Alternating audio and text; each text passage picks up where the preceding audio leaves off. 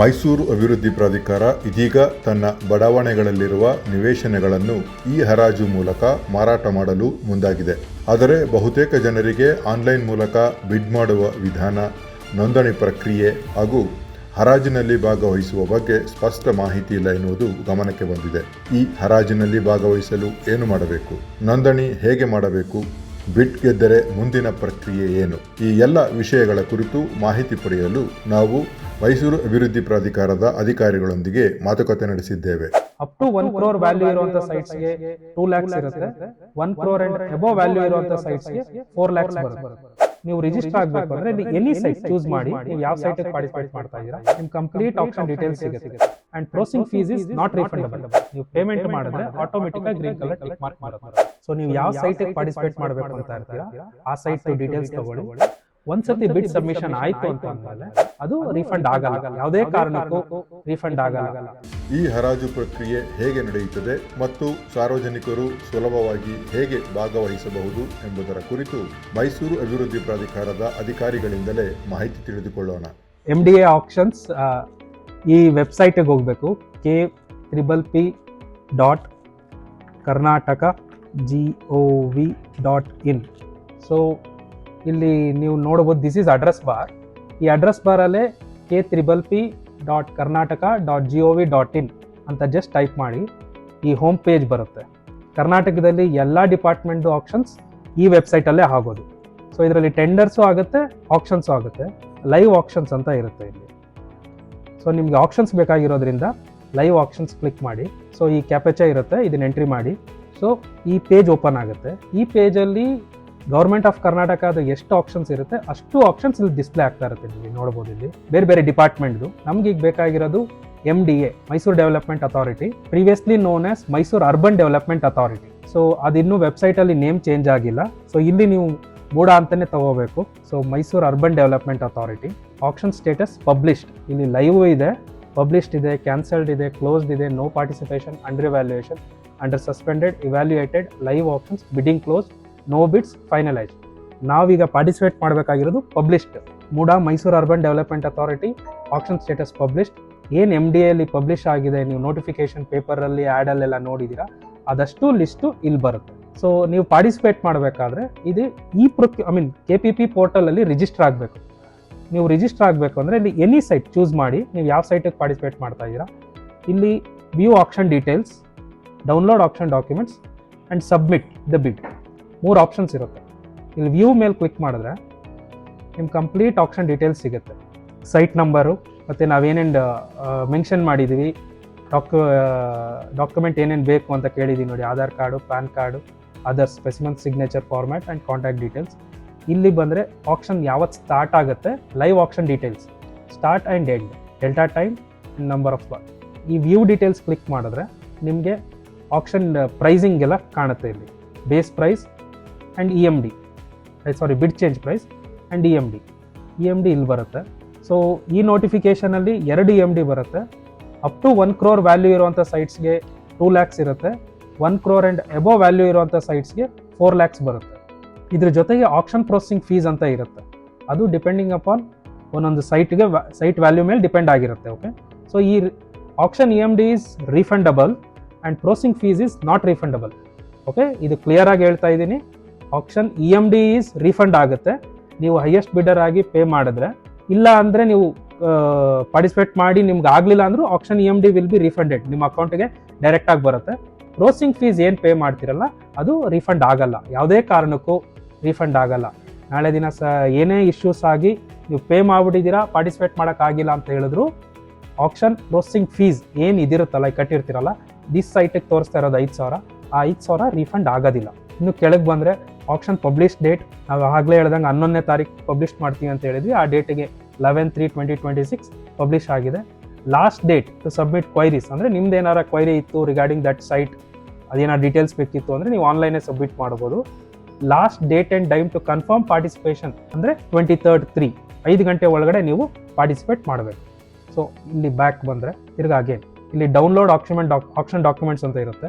Download option documents click ಮಾಡಿದ್ರೆ ನಾವು option notification, photo identity and specimen signature format and contact details format ಈ download ಮೇಲೆ click ಮಾಡಿದ್ರೆ download ಆಗುತ್ತೆ.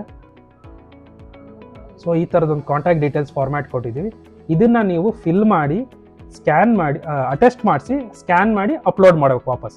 So that ಈ ಡೀಟೇಲ್ಸ್ ನೀವೇನು ಫಿಲ್ ಮಾಡ್ತೀರಾ ಅದು ಕರೆಸ್ಪಾಂಡೆನ್ಸ್ಗೆ ಯೂಸ್ ಆಗುತ್ತೆ. ನಿಮ್ಮ name, email address, mobile number, landline ಇದ್ದರೆ landline number and address, correct address. ನಿಮಗೆ ಹೈಯೆಸ್ಟ್ ಬಿಡರ್ ಆದರೆ ನಿಮಗೆ MDA ಇಂದ ನಿಮಗೆ ಲೆಟರ್ ಬರಬೇಕು, ನಿಮ್ಮ ಕರೆಸ್ಪಾಂಡೆನ್ಸ್ ಮಾಡಬೇಕು, ನಾಳೆ ದಿನ ಏನೇ ಇಶ್ಯೂಸ್ ಇತ್ತು ಅಂದರೆ ಈ ಕಾಂಟ್ಯಾಕ್ಟ್ ಡೀಟೇಲ್ಸ್ ಯೂಸ್ ಆಗುತ್ತೆ. ಇನ್ನೊಂದು photo identity and specimen signature. So this is ಒಂದು format Mysuru urban development authority.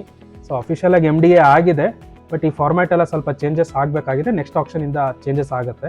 So ಇಲ್ಲಿ ನಿಮ್ಮ ಹೆಸರು, wife of, son of, daughter of ಅವ್ರ ಹೆಸರು, ನೀವು ಯಾವ ಸೈಟಿಗೆ ಪರ್ಟಿಕ್ಯುಲರಾಗಿ ಪಾರ್ಟಿಸಿಪೇಟ್ ಮಾಡ್ತಿದ್ದೀರಾ ಆ ಸೈಟ್ದು site number, layout and dimension, measurement, ಅದ್ರ ಸೈಟ್ದು ಮೆಜರ್ಮೆಂಟ್ ಇರುತ್ತಲ್ಲ ಅದನ್ನು ಹಾಕಬೇಕು. ನಿಮ್ಮ signature of the highest bidder ಅಂತ ಹಾಕಿದ್ದೀವಿ. ಯಾಕೆ ಅಂತಂದರೆ if you become the highest, ಅಂದರೆ ನೀವೇ ಹೈಯೆಸ್ಟ್ ಬಿಡ್ಡರ್ ಆಯಿತು ಅಂದರೆ ಆ ಪರ್ಟಿಕ್ಯುಲರ್ ಸೈಟ್ಗೆ ಆ ಡಾಕ್ಯುಮೆಂಟ್ಸ್ ತೊಗೊಂಡು ಫೈಲ್ ಮಾಡ್ತೀವಿ ನಾವು. ಸೊ ನಿಮ್ಮದು ಫೋಟೋ, ನಿಮ್ಮದು ಸಿಗ್ನೇಚರ್, 3 ಐಡೆಂಟಿಕಲ್ ಸಿಗ್ನೇಚರ್ ಒಂದೇ ಥರ ಇರಬೇಕು. ಈ ಫಾರ್ಮ್ಯಾಟುವೇ ಅಟೆಸ್ಟ್ ಆಗಬೇಕು. ಲೈಕ್ ನೋಟ್ರಿಯಿಂದ ಆಗ್ಬೋದು, ಇಲ್ಲ ಗೆಸ್ಟೆಡ್ ಆಫೀಸರಿಂದ ಆಗ್ಬೋದು. ಸೊ ಥರ್ಡ್ ಒನ್ ಈಸ್ ಮೂರನೇದು ನೋಟಿಫಿಕೇಶನ್. ನಾವೇನೀಗ ಪೇಪರಲ್ಲಿ ಆ್ಯಡ್ ಎಲ್ಲ ಕೊಟ್ಟಿದ್ದೀವಲ್ಲ ಅದೇ ನೋಟಿಫಿಕೇಶನ್ ಇಲ್ಲೂ ಅಟ್ಯಾಚ್ ಮಾಡಿರ್ತೀವಿ. ಸೊ ಇಲ್ಲಿ ನೋಡ್ಬೋದು. ಸೊ ಅದೇ ನೋಟಿಫಿಕೇಶನ್ ಇಲ್ಲಿ ಅಟ್ಯಾಚ್ ಮಾಡಿರ್ತೀವಿ. ಸೊ ಅದರಲ್ಲಿ ಸೇಮ್ ಡೀಟೇಲ್ಸ್, ಪೇಪರ್ ಆ್ಯಡ್ ಎಲ್ಲ ಏನಿರುತ್ತೆ ಅದೇ ನೋಟಿಫಿಕೇಶನ್ ಇರುತ್ತೆ, ನೋಡ್ಕೋಬೋದು ನೀವು ಇಲ್ಲಿ. ಸೊ ಇದಿಷ್ಟು ಬೇಸಿಕ್ ಇನ್ಫಾರ್ಮೇಷನ್. ಈಗ ನೀವು ಹೇಗೆ ಪಾರ್ಟಿಸಿಪೇಟ್ ಮಾಡೋದು ಅನ್ನೋದನ್ನು, ರಿಜಿಸ್ಟ್ರೇಷನ್ ಹೇಗೆ ಮಾಡೋದು ಅನ್ನೋದನ್ನ ತೋರಿಸ್ತೀನಿ. ಕ್ಲೀನಾಗಿ ಅಬ್ಸರ್ವ್ ಮಾಡಿ. ಸೊ ನೀವು ಯಾವ ಸೈಟಿಗೆ ಪಾರ್ಟಿಸಿಪೇಟ್ ಮಾಡಬೇಕು ಅಂತ ಇರ್ತೀರಾ ಆ ಸೈಟ್ದು ಡೀಟೇಲ್ಸ್ ತೊಗೊಳ್ಳಿ. ಇಲ್ಲಿ ಸಬ್ಮಿಟ್ ಬಿಡ್ ಅಂತ ಇದೆಯಲ್ಲ ಇದನ್ನು ಕ್ಲಿಕ್ ಮಾಡಿ. ಸೊ ಇಲ್ಲಿ ಇನ್ನೊಂದು ಸತಿ ಹೇಳ್ತಾ ಇದ್ದೀನಿ, ಒಬ್ಬರು ಬಿಡ್ಡರು ಎನಿ ನಂಬರ್ ಆಫ್ ಸೈಟ್ಸಿಗೆ ಪಾರ್ಟಿಸಿಪೇಟ್ ಮಾಡ್ಬೋದು. ರಿಜಿಸ್ಟ್ರೇಷನ್ ಲಾಗಿನ್ ಒಂದೇ ಸತಿ ಆದರೆ ಸಾಕು. ಪ್ರತಿ ಸೈಟ್ಗೂ ಲಾಗಿನ್ ಆಗೋ ಅವಶ್ಯಕತೆ ಇಲ್ಲ, ಅಂದರೆ ರಿಜಿಸ್ಟರ್ ಆಗೋ ಅವಶ್ಯಕತೆ ಇಲ್ಲ. ಈ ಸೈಟಿಗೆ ರಿಜಿಸ್ಟರ್ ಆಗೋ ಅವಶ್ಯಕತೆ ಇಲ್ಲ. ಓಕೆ. ಸೊ ನೀವು ಅಲ್ಲಿ ಸಬ್ಮಿಟ್ ಅಂತ ಕೊಟ್ಟ ತಕ್ಷಣ ಇಲ್ಲಿ ಡೀಟೇಲ್ಸ್ ಕೇಳುತ್ತೆ. ಇಮೇಲ್ ಅಡ್ರೆಸ್, ನಿಮಗೆ ಒಂದು ಇಂಡಿಕೇಶನ್ಸ್ ಇರುತ್ತೆ. ನೀವು ಇಲ್ಲಿ ಕ್ಲಿಕ್ ಮಾಡಿದ್ರೆ ಯೂಸರ್ ನೇಮ್ ಹೇಗಿರಬೇಕು ಒಂದು ಆಲ್ಫಾಬೆಟ್ಸು ಇರಬೇಕು, ನಂಬರು ಇರಬೇಕು. ಫಾರ್ ಎಕ್ಸಾಂಪಲ್ ನಾನು ಕೊಡ್ತೀನಿ ನೋಡಿ, ಆ ಥರ ನೀವು ಇಟ್ಕೋಬೋದು. ಮಂಜು ಅಂತ ಕೊಟ್ಬಿಟ್ಟು ಆಲ್ಫಾ ನ್ಯೂಮರಿಕ್, ಲೆಟರ್ಸು ಇರುತ್ತೆ, ನಂಬರ್ಸು ಇರುತ್ತೆ. ಓಕೆ. ಇಲ್ಲಿ ನೋಡಿ ಗ್ರೀನ್ ಕಲರ್ ಟಿಕ್ ಮಾರ್ಕ್ ಬಂದಿದೆ ಅಂದರೆ ಅದು ಅಕಾರ್ಡಿಂಗ್ಲಿ ವೆಬ್ಸೈಟ್ ಹೆಂಗೆ ಬೇಕೋ ಆ ಥರ ಇದೆ ಅಂತ ಹೇಳಿ. So Manju 2026. Your activation link and login details has been sent to the provided email ID. ನಿಮ್ಮ ಇಮೇಲ್ ಐ ಡಿ ಏನು ಇಲ್ಲಿ ಎಂಟ್ರಿ ಮಾಡಿರ್ತೀರಾ ಆ ಇಮೇಲ್ ಐ ಡಿಗೆ ಒಂದು ಲಿಂಕ್ ಬಂದಿರುತ್ತೆ. ಸೊ ನಿಮ್ಮ ಇಮೇಲ್ ಐ ಡಿ ಓಪನ್ ಮಾಡ್ಕೊಳ್ಳಿ. ಸೊ ಈ ಥರ ನಮ್ಮ ವೆಬ್ಸೈಟಿಂದ K3PP ಪೋರ್ಟಲಿಂದ ನಿಮ್ಗೆ ಈ ಥರ ಒಂದು ವೆರಿಫಿಕೇಷನ್ ಬಂದಿರುತ್ತೆ. ಇನ್ನೇನು ಕ್ಲಿಕ್ ಮಾಡಿ. ಸೊ ನಿಮ್ಮ ಲಾಗಿನ್ನು, ಪಾಸ್ವರ್ಡ್ ಒಂದು ಜಂಕಾಗಿ ಇನಿಷಿಯಲಿ ಜನ್ರೇಟ್ ಆಗಿರುತ್ತೆ ವೆಬ್ಸೈಟಿಂದ. ಈ ಪಾಸ್ವರ್ಡ್ನ ಕಾಪಿ ಮಾಡ್ಕೊಳ್ಳಿ. ನೀವು ಇದನ್ನು ಚೇಂಜ್ ಮಾಡ್ಕೋಬೋದು. ಆಮೇಲೆ ಈ ಲಿಂಕ್ ಮೇಲೆ ಕ್ಲಿಕ್ ಮಾಡಿ. ಸೊ ಇಮೇಲ್ ಈಸ್ ವೆರಿಫೈಡ್ ಅಂದರೆ ನೀವು ನಿಮ್ಮ ಇಮೇಲಿಂದ ಅದು ವೆರಿಫಿಕೇಷನ್ ಆಗಿದೆ ಅಂತ ಅರ್ಥ. Proceed to login. ಸೊ ನೀವು ಯೂಸರ್ ನೇಮ್ ಕೊಟ್ಟಿದ್ರಿ, ಪಾಸ್ವರ್ಡ್ ನಿಮ್ಮ ಮೇಲಿಗೆ ಬಂದಿತ್ತು, ಆ ಪಾಸ್ವರ್ಡ್ನ ಟೈಪ್ ಮಾಡಿ ಲಾಗಿನ್ ಆದಾಗ ಅದು ಓಲ್ಡ್ ಪಾಸ್ವರ್ಡ್, ನ್ಯೂ ಪಾಸ್ವರ್ಡ್ ಅಂತ ಕೇಳುತ್ತೆ. ನೀವು ಹೊಸ ಪಾಸ್ವರ್ಡ್ ಕೊಟ್ಕೊಳ್ಳಿ. ಪಾಸ್ವರ್ಡ್ ಪಾಲಿಸಿ ಮೇಲ್ಗಡೆ ಕಾಣಿಸ್ತಾ ಇರ್ಬೋದು ನಿಮಗೆ, ಅದೇ ರೀತಿ ಇರಬೇಕು ಪಾಸ್ವರ್ಡ್. ಅದು new password and confirm password 2 ಸತಿ ಟೈಪ್ ಮಾಡಬೇಕು. ಸೊ ಸಬ್ಮಿಟ್ ಕೊಡಿ. ಸೊ ನೀವೇನು ಮೊಬೈಲ್ ನಂಬರ್ ಕೊಟ್ಟಿದ್ರಲ್ಲ ಆ ಮೊಬೈಲ್ ವೆರಿಫಿಕೇಷನ್ ಕೇಳುತ್ತೆ. ಮೊಬೈಲ್ ನಂಬರ್ ಇಲ್ಲಿ ಇನ್ನೊಂದು ಸತಿ ಕನ್ಫರ್ಮ್ ಮಾಡಿಕೊಂಡು ಜನರೇಟ್ OTP ಅಂತ ಕೇಳುತ್ತೆ. ಜನರೇಟ್ OTP ಕೊಡಿ. ಸೊ OTP ಎಂಟ್ರಿ ಮಾಡಿ ವೆರಿಫೈ ಮಾಡಿ. ಈಗ ನೀವು ರಿಜಿಸ್ಟರ್ ಆಗಿದ್ದೀರಾ. ಸೊ ಇದು ರಿಜಿಸ್ಟ್ರೇಷನ್ ಪ್ರೋಸೆಸ್, ಗೊತ್ತಾಯ್ತಲ್ಲ. ಸೊ ಒಂದು ಸತಿ ರಿಜಿಸ್ಟರ್ ಆದಮೇಲೆ ಇದು ಅಗ್ರಿ ಅಂತ ಕೊಡಿ. ಸೊ ಹಾಗೆ ನೀವಿಲ್ಲಿ ಈಗ ನಿಮ್ಮ ಡೀಟೇಲ್ಸ್ ಫಿಲ್ ಮಾಡಬೇಕು. So first name, last name, PAN number. So alternate email I D ಇದ್ರೆ ಕೊಡ್ಬೋದು. ಇಲ್ಲಿ ಸ್ಟಾರ್ ಮಾರ್ಕ್ ಕಾಣ್ತಿದೆಯಲ್ಲ, ಈ ಸ್ಟಾರ್ ಮಾರ್ಕ್ ಇರೋದೆಲ್ಲ ಕಂಪಲ್ಸರಿ ಫಿಲ್ ಮಾಡಲೇಬೇಕು. ಸೊ ಅಡ್ರೆಸ್, ಕಾಂಟ್ಯಾಕ್ಟ್ ಇನ್ಫಾರ್ಮೇಷನ್ ಆದಮೇಲೆ ಸ್ಟ್ಯಾಟ್ಯೂಟರಿ ಇನ್ಫಾರ್ಮೇಷನ್, ಇದರಲ್ಲಿ ನಿಮ್ಮ ಬ್ಯಾಂಕ್ ಅಕೌಂಟ್ ಡೀಟೇಲ್ಸ್ ಫಿಲ್ ಮಾಡಬೇಕಾಗತ್ತೆ. ವೈ ದಿಸ್ ಬ್ಯಾಂಕ್ ಅಕೌಂಟ್ ಅಂತ ಹೇಳಿದ್ರೆ, ನಿಮಗೆ ಇಫ್ ಅಟ್ ಆಲ್ ನಿಮಗೆ ಸೈಟ್ ಆಯಿತು ಇಲ್ಲ ಆಗಲಿಲ್ಲ ಆದಮೇಲೆ ನಿಮ್ಮ EMD ಏನು ಕಟ್ಟಿರ್ತೀರಲ್ಲ ಅದು ರೀಫಂಡ್ ಆಗಬೇಕು ಅಂದರೆ ನೀವು ಇಲ್ಲಿ ಏನು ಅಕೌಂಟ್ ಡೀಟೇಲ್ಸ್ ಕೊಟ್ಟಿರ್ತೀರ ಆ ಅಕೌಂಟಿಗೆ ರೀಫಂಡ್ ಆಗುತ್ತೆ.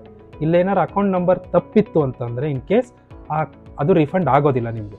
ಅದು ಕಂಪ್ಲೀಟ್ ಆನ್ಲೈನ್ ಪ್ರೋಸೆಸ್ ಆದ್ದರಿಂದ ನೀವು ಇಲ್ಲಿ ಅಕೌಂಟ್ ಡೀಟೇಲ್ಸ್ ಕೊಡಬೇಕಾದ್ರೆ ಮೇಕ್ ಶ್ಯೂರ್ ದಟ್ ಕರೆಕ್ಟಾಗಿ ಕೊಟ್ಟಿರ್ತೀರ. ಸೊ IFSC ಅಕೌಂಟ್ ಡೀಟೇಲ್ಸ್ ಕೊಡ್ತಿದ್ದಂಗೆ ಅದ್ರ ಬ್ಯಾಂಕು ಮತ್ತು ಬ್ರ್ಯಾಂಚು ಆಟೋಮೆಟಿಕ್ಕಾಗಿ ತೊಗೊಳುತ್ತೆ. ಸೊ ಎಲ್ಲ ಫಿಲ್ ಆದಮೇಲೆ ಕಂಟಿನ್ಯೂ ಅಂತ ಕೊಡಿ. ಸೊ ಒಂದು ಸತಿ ಕಂಪ್ಲೀಟ್ ಡೀಟೇಲ್ಸ್ ಫಿಲ್ ಆದಮೇಲೆ ಈ ಥರ ಅದು ತೋರಿಸುತ್ತೆ. ಎಡಿಟ್ ಮಾಡೋದಾದರೆ ತಿರ್ಗಾ ಎಡಿಟ್ ಮಾಡ್ಕೊಳ್ಳಿ, ಇಲ್ಲ ಅಂದರೆ ಫಿನಿಶ್ ಕೊಡಿ. So registration completed successful.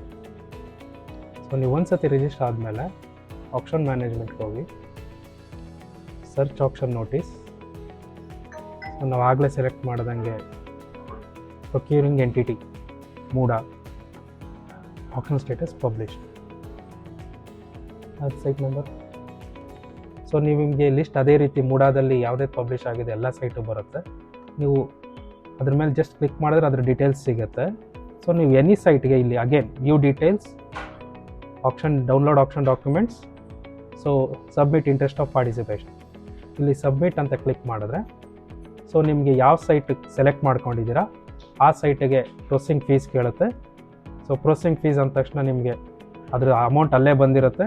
So credit card, debit card, wallet, net banking, OTC over the counter ಅಂತಂದರೆ ಇದ್ರದ್ದೊಂದು ಚಲನ್ ಬರುತ್ತೆ. ಪ್ರಿಂಟೌಟ್ ತೊಗೊಂಡು ನೀವು ICIC ಬ್ಯಾಂಕಿಗೆ ಹೋಗಿ ರೆಮಿಟ್ ಮಾಡಬೇಕು. NEFT RTGS ಅದು ಅದ್ರ ಚಲನ್ ತೊಗೊಂಡೋಗಿ ನಿಮ್ಮ ಬ್ಯಾಂಕ್, ಎನಿ ಬ್ಯಾಂಕ್, ICIC ಅಂತಲ್ಲ, ನಿಮ್ಮ ಅಕೌಂಟ್ ಯಾವ ಬ್ಯಾಂಕಲ್ಲಿರುತ್ತೆ ಆ ಬ್ಯಾಂಕಿಗೆ ಹೋಗಿ ಅದು ರೆಮಿಟ್ ಮಾಡಿದ್ರೆ ಅವರು ಟ್ರಾನ್ಸಾಕ್ಷನ್ ನಂಬರ್ ಕೊಡ್ತಾರೆ. ಆ ಟ್ರಾನ್ಸಾಕ್ಷನ್ ನಂಬರ್ ತಂದು ಇಲ್ಲಿ ಎಂಟ್ರಿ ಮಾಡಬೇಕು. OTC ಮತ್ತು NEFT RTGS offline payment, net banking, credit card, debit card, wallet ಅದು ಆನ್ಲೈನ್ ಪೇಮೆಂಟ್. ಸೊ OTC ಮತ್ತು NEFT ಆಫ್ಲೈನ್ ಪೇಮೆಂಟ್ ಮಾಡಬೇಕಾದ್ರೆ ಕೊನೆ ದಿವಸದಲ್ಲಿ ಮಾಡೋಕ್ಕೆ ಹೋಗಬೇಡಿ. ಇದೊಂದು ಒಂದು ನೋಟು, ಒಂದು ಸಜೆಷನ್. ಕೊನೆ ದಿವಸದಲ್ಲಿ ವಿತಿನ್ ದ ಟೈಮ್ ನಮ್ಮ ಗೌರ್ಮೆಂಟ್ ಅಕೌಂಟ್, ಪೂಲಿಂಗ್ ಅಕೌಂಟ್ಗೆ ರೆಮಿಟ್ ಆಗಿಲ್ಲ ಅಂದರೆ ನಿಮಗೆ ಪಾರ್ಟಿಸಿಪೇಟ್ ಮಾಡೋಕ್ಕೆ ಅವಕಾಶ ಆಗೋದಿಲ್ಲ. ಓಕೆ, ಸೊ ಒಂದೆರಡು ದಿನ ಮುಂಚೆ ನೀವು ಈ ಫಾರ್ಮ್ಯಾಟ್ ಯೂಸ್ ಮಾಡ್ತಾ ಇದ್ದೀರಾ ಅಂದರೆ ನೆಟ್ ಬ್ಯಾಂಕಿಂಗ್ ಇದ್ದರೆ ಅಲ್ಲೇ ನಿಮಗೆ ಇಮಿಡಿಯೇಟಾಗಿ ವೆರಿಫಿಕೇಷನ್ ಆಗಿಬಿಡುತ್ತೆ ಆಟೋಮೆಟಿಕ್ಕಾಗಿ. ಇಲ್ಲ ಕ್ರೆಡಿಟ್ ಕಾರ್ಡ್, ಡೆಬಿಟ್ ಕಾರ್ಡ್ ಆದರೂ ಆನ್ಲೈನ್ ಪೇಮೆಂಟ್ಸ್ ಇಮಿಡಿಯೇಟಾಗಿ ವೆರಿಫಿಕೇಷನ್ ಆಗುತ್ತೆ. ಆಫ್ಲೈನ್ ಪೇಮೆಂಟ್ ಇಮಿಡಿಯೇಟಾಗಿ ವೆರಿಫಿಕೇಷನ್ ಆಗಲ್ಲ. ಸೊ ನೀವು ಇಲ್ಲಿ ಸಬ್ಮಿಟ್ ಮಾಡಿದ್ದೀರಾ ಅಂತ ತೋರಿಸ್ತಾ ಇದ್ರು, ನಿಮಗೆ ರೀಕನ್ಸಿಲೇಷನ್ ಆಗಿ ಅವತ್ತೊಂದು ದಿನ ವಿತಿನ್ ಟೈಮ್ ಅಕೌಂಟ್ ರೆಮಿಟ್ ಆಗಿಲ್ಲ ಅಂತಂದರೆ ಕ್ಯಾನ್ಸಲ್ ಆಗುತ್ತೆ, ರಿಜೆಕ್ಟ್ ಆಗುತ್ತೆ. So what suggestion is OTC ಮತ್ತು NEFT ಮಾಡಬೇಕಾದ್ರೆ ಮಿನಿಮಮ್ ಒಂದು ದಿನ ಮುಂಚೆ ಪೇಮೆಂಟ್ ಮಾಡ್ಕೊಳ್ಳಿ. ಸೊ ಅದೇ ರೀತಿ EMD ಪೇಮೆಂಟ್. ಸೊ ಇದಕ್ಕೂ ಸೇಮ್ ಆಪ್ಷನ್ ಇದೆ, credit card, debit card, wallet, net banking and OTC and NEFT. Okay, ಇದು ಸೇಮ್ ಪ್ರೊಸೀಜರಲ್ಲಿ. ಅದಾದಮೇಲೆ ಜನರಲ್ ಕಂಡೀಷನ್ಸ್ ಅಂತ ಇರುತ್ತೆ. ನಾವೊಂದಷ್ಟು ಕಂಡೀಷನ್ಸ್ ಹಾಕಿರ್ತೀವಿ, ಆ ನೋಟಿಫಿಕೇಷನಲ್ಲಿ ಏನಿದೆಯಲ್ಲ ಟರ್ಮ್ಸ್ ಆ್ಯಂಡ್ ಕಂಡೀಷನ್ ಅದನ್ನೆಲ್ಲದಕ್ಕೂ ನೀವು ಒಪ್ಕೊಂಡಿದ್ದೀರಾ ಅಂತ ಒಂದು ಕಂಡೀಷನ್ ಹಾಕಿದ್ದೀವಿ. ಸೊ ಕಂಪೈಲೆನ್ಸ್ ಕೊಡಬೇಕು, ಎಸ್ ಅಂತ ಕೊಡಿ. ನಿಮ್ದೇನಾರು ರಿಮಾರ್ಕ್ಸ್ ಇತ್ತು ಅಂದರೆ ಎಂಟ್ರಿ ಮಾಡ್ಬೋದು, ಸೇವ್ ಆ್ಯಂಡ್ ಕಂಟಿನ್ಯೂ. ಸೊ ನೀವು ಏನೇನು ಇಲ್ಲಿ 1, 2, 3, 4, 5 ಸ್ಟೆಪ್ಸ್ ಇದೆ, ಆ 5 ಸ್ಟೆಪ್ಸ್ ಕಂಪ್ಲೀಟ್ ಆಗ್ತಿದ್ದಂಗೆ ಈ ಥರ ಗ್ರೀನ್ ಕಲರ್ ಟಿಕ್ ಮಾರ್ಕ್ ಬರುತ್ತೆ. ನೀವು ಪೇಮೆಂಟ್ ಮಾಡಿದ್ರೆ ಆಟೋಮೆಟಿಕ್ಕಾಗಿ ಗ್ರೀನ್ ಕಲರ್ ಟಿಕ್ ಮಾರ್ಕ್ ಬರುತ್ತೆ. ಸೊ ಈಗ ನಾನು ಅದು ಎಸ್ ಕೊಟ್ಟು ಕಂಪ್ಲೀಟ್ ಮಾಡಿದ್ದೆ, ಈ ಥರ ಗ್ರೀನ್ ಕಲರ್ ಟಿಕ್ ಮಾರ್ಕ್ ಬಂತು. ಅಪ್ಲೋಡ್ ಆಪ್ಷನ್ ಡಾಕ್ಯುಮೆಂಟ್ಸ್, ನಾವು ಆಗಲೇ ಹೇಳ್ದಂಗೆ ಆಧಾರ್ ಕಾರ್ಡ್, ಪ್ಯಾನ್ ಕಾರ್ಡ್, ನಾವು ಸ್ಪೆಸಿಮನ್ ಸಿಗ್ನೇಚರ್ ಮತ್ತು ಕಾಂಟ್ಯಾಕ್ಟ್ ಡೀಟೇಲ್ಸ್. ನಾನು ಆಗಲೇ ತೋರಿಸಿದ್ದು ಇದೇ ವಿಡಿಯೋದಲ್ಲಿ ತೋರಿಸ್ದಂಗೆ ಸ್ಪೆಸಿಮನ್ ಸಿಗ್ನೇಚರ್ ಮತ್ತು ಕಾಂಟ್ಯಾಕ್ಟ್ ಡೀಟೇಲ್ಸ್ ಫಿಲ್ ಮಾಡಿ, ಸ್ಕ್ಯಾನ್ ಮಾಡಿ ಅಪ್ಲೋಡ್ ಮಾಡಬೇಕು. ನಿಮ್ಮ ಆಧಾರ್ ಕಾರ್ಡು, ಪ್ಯಾನ್ ಕಾರ್ಡ್ ಅಷ್ಟೇ ಸ್ಕ್ಯಾನ್ ಮಾಡಿ ಅಪ್ಲೋಡ್ ಮಾಡಬೇಕು. ಒನ್ಸ್ ಈ ಪ್ರೋಸೆಸ್ ಕಂಪ್ಲೀಟ್ ಆಯಿತು ಅಂತಂದರೆ ಅಡಿಷ್ನಲ್ ಆಗಿ ನಿಮ್ದು ಏನಾರು ಇತ್ತು ಡಾಕ್ಯುಮೆಂಟ್ಸ್, ಇಲ್ಲ ಅಡಿಷ್ನಲ್ ಡಾಕ್ಯುಮೆಂಟ್ಸಲ್ಲಿ ಅಪ್ಲೋಡ್ ಮಾಡ್ಬೋದು. ಸೊ ಅದು ಗ್ರೀನ್ ಕಲರ್ ಟಿಕ್ ಮಾರ್ಕ್ ಬರುತ್ತೆ. ಸೊ ಡಿಕ್ಲರೇಷನ್ ಹೋದಾಗ ಡಿಕ್ಲರೇಷನ್ ಕೇಳುತ್ತೆ, ಇದು Manjunath K consultant organisation enclose the financial proposal, ಇಷ್ಟು ಡೀಟೇಲ್ಸ್ಗೆ ನಾವು ಒಪ್ಕೊಂಡಿದ್ದೀನಿ ಅಂತ ಹೇಳಿ. ನಿಕ್ ನೇಮ್ ಅಂತ ಒಂದು ಪ್ರಾವಿಷನ್ ಇದೆ. Nick name is a compulsory. ಏನಕ್ಕೆ ನಿಕ್ ನೇಮ್ ಅಂತಂದರೆ, ನೀವು ಲೈವ್ ಆಪ್ಷನ್ಸಲ್ಲಿ ಬಿಡ್ಡಿಂಗ್ ಮಾಡಬೇಕಾದ್ರೆ ನಿಮ್ಮ ಒರಿಜಿನಲ್ ಹೆಸರು, ಲೈಕ್ ಇಲ್ಲೇನಿದೆ ಮಂಜುನಾಥ್ ಕೆ ಅಂತೇಳಿ, ಆ ಒರಿಜಿನಲ್ ಹೆಸರು ಡಿಸ್ಕ್ಲೋಸ್ ಆಗಬಾರ್ದು ಅನ್ನೋದಕ್ಕೋಸ್ಕರ nick name, it can be alpha numeric, anything, ಏನು ಬೇಕಾದ್ರೆ ಕೊಡ್ಬೋದು. XXX, XYZ, ನಿಮ್ಮ ಇಷ್ಟ ಬಂದಿದ್ದ ಹೆಸರು, ದೇವ್ರ ಹೆಸರು, ಎನಿಥಿಂಗ್, ನಿಮಗೆ ಒಂದು ಏನು ನಂಬಿಕೆ ಇರುತ್ತೆ ಆ ಹೆಸರುಗಳು ಏನು ಬೇಕಾದ್ರೆ ಕೊಡ್ಬೋದು. ದೆನ್ ಐ ಅಗ್ರಿ ಅಂತ ಕೊಟ್ಟ ಮೇಲೆ ಸೇವ್ ಆ್ಯಂಡ್ ಕಂಟಿನ್ಯೂ ಆದರೆ, ಸೊ ಇಷ್ಟು ಗ್ರೀನ್ ಕಲರ್ ಟಿಕ್ ಮಾರ್ಕ್ ಆದಮೇಲೆ ಬಿಡ್ ಸಮ್ಮರಿ ಅಂತ ಬರುತ್ತೆ. ಬಿಡ್ ಸಮ್ಮರಿ ಕ್ಲಿಕ್ ಮಾಡಿದ್ರೆ ನೀವು ಇಷ್ಟು ಏನು ಪ್ರೋಸೆಸ್ ಮಾಡಿದ್ರೆ 5 ಸ್ಟೆಪ್ಪು ಅದು ಒಂದೇ ಶೀಟಲ್ಲಿ ಕಾಣುತ್ತೆ. ಅದ್ರ ನಂತರ ಸಬ್ಮಿಟ್ ಅಂತ ಇರುತ್ತೆ, ನೀವು ಬಿಡ್ ಸಬ್ಮಿಟ್ ಮಾಡ್ತೀರ. ಓಕೆ, ಇದಿಷ್ಟು ಬಿಡ್ ಸಬ್ಮಿಷನ್ ಪ್ರೋಸೆಸ್. ಒಂದ್ಸತಿ ಬಿಡ್ ಸಬ್ಮಿಷನ್ ಆಯಿತು ಅಂತ ಅಂದಮೇಲೆ ನಿಮ್ಗೆ ಇದೇ ಆಪ್ಷನ್ ಮ್ಯಾನೇಜ್ಮೆಂಟಲ್ಲಿ ಲೈವ್ ಆಪ್ಷನ್ಸ್, ಈಗ ಸರ್ಚ್ ಆಪ್ಷನ್ಗೆ ಹೋಗಿದ್ರಿ, ಲೈವ್ ಆಪ್ಷನ್ಸ್ಗೆ ನಾವು ಸ್ಲಾಟ್ ಕೊಟ್ಟಿದ್ದೀವಿ. MDಯಲ್ಲಿ 4 ಸ್ಲಾಟು, 1 to 50 ಒಂದು date, 50 to 100 1 date, 100 to 150 1 date, and 150 to 200 1 date, 4 date ಕೊಟ್ಟಿದ್ದೀವಿ.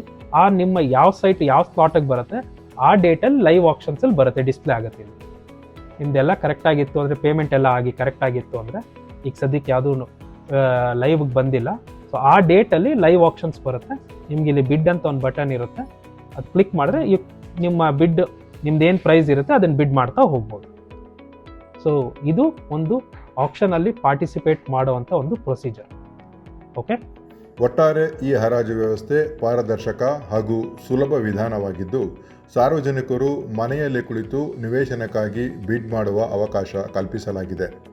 ಮೈಸೂರು ಅಭಿವೃದ್ಧಿ ಪ್ರಾಧಿಕಾರದ ಅಧಿಕಾರಿಗಳು ನೀಡಿದ ಈ ಮಾಹಿತಿಯ ಮೂಲಕ ಹೆಚ್ಚು ಜನರು ಈ ಹರಾಜಿನಲ್ಲಿ ಭಾಗವಹಿಸುವ ನಿರೀಕ್ಷೆ ಇದೆ.